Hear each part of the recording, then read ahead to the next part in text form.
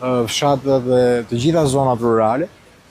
Aktualisht jemi komandant të angazhuar në disa qarqe. Po, jemi prezent në Cilenis Dorës, në Gjirokastër, në Delvin, ishim në Laç, në Laç, ishim në Shkodër prezent, momentalisht jemi edhe në Batush. Shumë mirë. Pra kemi dhe ura në Tiranë praktikisht. Kemi 2 ura për të bërë në Tiranë, kemi për të parë një terren që të tërheqim në bashkinë e Rrshenit. Mastaj do vazhdojmë me Elbasanin, me Librazhin që ka bërë një urë tjetër. Sipas planit dhe prioritetit që do kemi në të ardhmen. Kemi dhe një urë të dytë kryetar për ta mundësuar. Zotë Ministër, unë të falenderoj për zgjidhjen e këtij problemi që u zgjodh në kohë dhe qytetarët e banorët e kësaj zone para vitit të ri u bën mundur që të kalojnë me makina.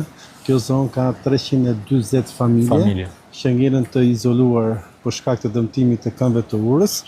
Dhe duhet të falenderoj ty në radhë parë një që u tregove i gatshëm për bashkëpunim dhe drejtorinë e Genius që punuan natë ditë që këto banorë të marrin shërbimin e duhur dhe shërbimi i duhur që këto familje kanë. Shoh që është e rëndësishme dhe nga ana e turizmit, sepse shoh edhe adresa për Bujtina dhe që ne do shkojmë. Ka vende shumë të mira.